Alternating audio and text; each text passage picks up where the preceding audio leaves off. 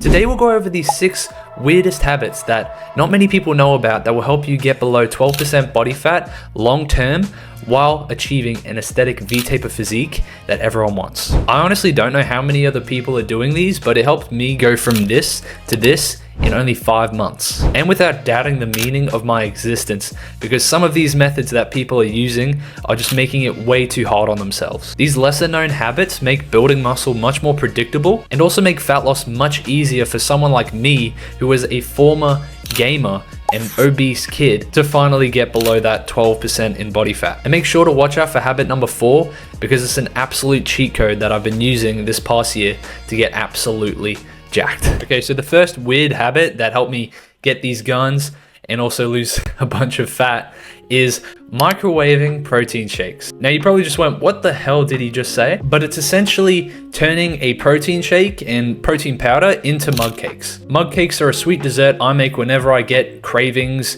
or I'm wanting something sweet when I'm on a fat loss phase and really wanting some variety in my diet. The thing is, no one realizes that you don't even need all these fancy ingredients to make mug cakes. All you need is just protein powder and liquid. Just grab a microwave safe mug or a mini bowl and you put 1 part protein powder to 3 parts liquid. It can be water or almond milk. Slap that thing in the microwave for 60 to 90 seconds and bam. Sure, it'll be a little dry, but that's the cost of not, putting any effort into the ingredient list. But it'll turn from pure liquid to pure solid, and it's pure protein as well. It's nothing but protein and trace fats and trace carbs. So I definitely recommend it as a high protein snack at nighttime to curb some cravings, as well as keep it low calorie. Now when it's in the microwave, you might want to check it every 30 seconds just to make sure it doesn't explode out of the mug and you have a mess to clean up. But most protein powders on the market actually are able to turn into mug cakes essentially. But I'd recommend a whey blend, so something that has a blend of different types of whey, like concentrate and isolate, but it's all up to experimentation. And there's some vegan protein powders, but there's also some protein powders that are more dry than others, and it's just all up to you trialing and trying new things, as well as considering adding other ingredients to it. But that's essentially the basics of turning protein shakes into mug cakes, and it's a neat trick that I still use to this day. The second habit though is to end your showers cold. Now I'm not some David Goggins stay hard motherfucker type of guy that gets in a cold plunge or an ice bath every morning at 5 a.m. and that's most likely unrealistic for you to also start from with your current level of fitness and with your current level of discipline. So what I'd recommend is just for the last 1 to 2 minutes of every shower, you turn it straight cold and just get that nice freezing blast of water all on you to wake you up. And it may sound sucky, but you have to understand that it actually does have benefits. It can jumpstart your metabolism because of the effect it has on making your body shiver to try and warm your body up. And the cold exposure also nudges your body towards activating more brown body fat, which sounds weird, I know. And the overall calorie burn that matters the most from this habit isn't great, but I do think it's generally good to give you more energy and wake you up for your day, if you especially have this shower in the morning. Now look, you could do an entire cold shower in the morning, freezing cold, just off the rip from start to finish every day. Even I tried it, but the problem is it didn't last more than 2 weeks for me. I was consistent with it, but up until a point when it was literally winter and it was 5:30 a.m. and I was dreading getting into the shower. So I would literally have the shower water running for like 2 to 5 minutes, and I was just getting my mind ready, hyping up to just jump in the shower when it's freezing cold in the morning when it's dark outside. So after doing that on repeat, I was just like, fuck this. So what I found was more sustainable is just having a warm shower like you normally do, or a normal temperature shower, and then making the last 1 to 2 minutes extremely cold, just to get your body waking up and ready to attack the day and jumpstart the calorie burn essentially. So that way you're not dreading and constantly thinking about a cold shower whilst you haven't even gotten into the shower yet. Now the third habit that is kind of strange but not a lot of people know about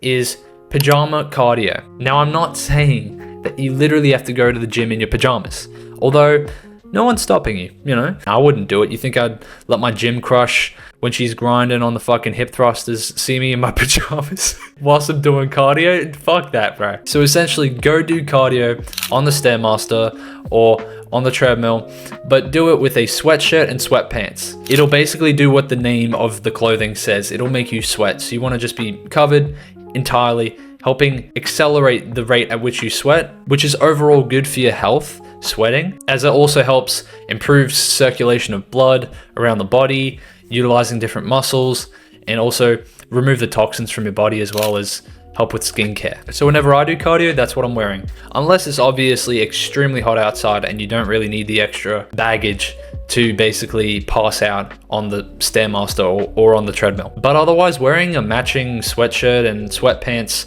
whilst on the cardio gives you like a plus 100 aura points, and you'd definitely be on that winter rock vibe. Now, the fourth habit, not a lot of people know about, but it's actually a technique for training in the gym that helped me gain a lot more muscle in less time, and it's called myo-rep matching. So this is a training technique that I learned after studying Mike Israetel from RP Strength on YouTube. If you don't know who he is, he's essentially this juiced up exercise scientist who gives lectures on the internet, but he originally got this method from a Norwegian coach, also known as Borg or Borge Fagerli. I hope I didn't mess up the naming there. And I started using this for key isolation movements, think biceps or lateral delts, side raises, and movements like that. And this was the key to me eliminating junk volume, to make sure that I never have to worry about junk volume ever again. So to demonstrate how this actually works, if you were doing, let's say, lateral raises, so you're doing a set of lateral raises, let's say you get 15 in with a good weight. What you don't do is back off weight. Instead, you would stay on the same weight and make sure that you hit that for the same amount of reps. Now, obviously, you may not be able to do a straight set of the same amount of reps because you've probably lost some strength and you're a little bit more tired and a bit more fatigued in the muscle. So what you do is you myo-rep match, which is using rest pauses. So you rest a normal amount of time in between sets, could be 90 seconds, 2 minutes, whatever, and then you go with the target of getting 15 reps once more. Now, you may not hit 15 reps, you may just hit 12 reps, let's say. So you hit 12, you drop the weights. From there, you just breathe in and out, do a rest pause, which is basically just waiting and resting 5 to 10 seconds only, pick up the weight again, and then pump out as many reps as you can before you can't complete another full rep. You just keep going until you hit 15 reps. You can do this with any exercise, but I'd recommend doing it with isolation movements because it can be pretty fatiguing and pretty tiring for compound lifts. But when I tell you this training technique helped me and helped the guys who I train with absolutely crush their muscles and get the craziest pump and the burn in their target muscle, I'm not lying when I say that. Now, number 5, the fifth weird habit that I implemented was what I call being a fidgety fuck. Now, this has to do with daily activity essentially and increasing that to boost fat loss. Now, something that I notice is when I'm in the middle of a cut or on the tail end of a cut, my movements are very, very efficient. So let's say there's a destination that you're trying to get to. Now, you could weave around certain lines and certain paths and trails to get there. But for me, in my fat loss mindset, all I'm trying to do is just get from A to B. So I'm literally going there in a straight line. So that works with everything. This means that if you tend to bop your head when you're listening to music or tap your feet on the ground when you're, just chilling at your desk and gaming, basically that starts to fade away unconsciously when you're on a cut. This whole part of daily activity actually has a name though. It's called non-exercise activity thermogenesis, which people just call NEAT. Now, this alone makes up like 10 to 15% of your total daily energy expenditure. Now, to make sure that we maintain this, you just got to prioritize essentially fidgeting. People think you have to do voluntary exercise, you have to go to the gym, you have to do cardio to burn calories. No, you can just burn calories by, let's say, when you're taking a call, you pace around your living room or you pace around your office room. Or let's say when you're watching a movie, you can, tap your feet, you can move around, you can fidget, purposefully fidget. Now, this may not be unconscious, but it is mimicking your NEAT, essentially, your non-exercise activity thermogenesis. And an underestimated way to essentially track your daily activity is just by tracking your daily steps. So many people underestimate the power of daily steps. Rather, they just focus on sprints and jogging and cardio and, Stairmaster, rather than just focusing on the daily total of activity that you've done. So that's an underlooked habit that I implemented to make sure that I continue burning a ton of calories and I continue losing fat on my fat loss journey. Number 6, the 6th weird or lesser known habit that's not as focused on, is time scheduled workouts. Now, it's bad enough if people aren't going to the gym consistently and they just make up days that they can go to the gym or that they can't go to the gym. But even if they do go to the gym for a certain amount of days per week, they got to make sure that it's at the same time each day. But people don't do this because they're not as scheduled with their gym sessions like they are with other things, like they are with work or just their own social outings or just whatever activities they're doing. But that's not optimal, because if you train at different times, you have unreliable energy. You have different energy levels at different times of the day, and your body won't be prepared mentally to push to the furthest extent when you're training. And you might miss reps, or one set may not be as high quality as the next. This is because your body has a relaxed state and an amplified state. This is what we call the sympathetic and parasympathetic nervous system. And the reality is, if you have scheduled sessions at the same time of day each week, your body will remember that. And when 2 o'clock rolls around, your body knows and is ready that it's time to go to the gym, or whatever time you have a workout, obviously. So picking a time of day that is best for you when you have the most energy to push hard in the gym, to go during that time, every single session that you go will ensure that every session will be as high quality as it can be. Pretty self-explanatory. Now, a bonus habit that it kind of links with this is essentially to get a consistent circadian rhythm. Bro, this isn't fancy stuff. This is just, what time do you consistently get to bed and wake up? If this time is consistent, then you will have better energy no matter what. I've experienced this in my life every single time. When my sleep schedule is back and forth and flip-flopping between 12 a.m. and 8 a.m. or 10 p.m.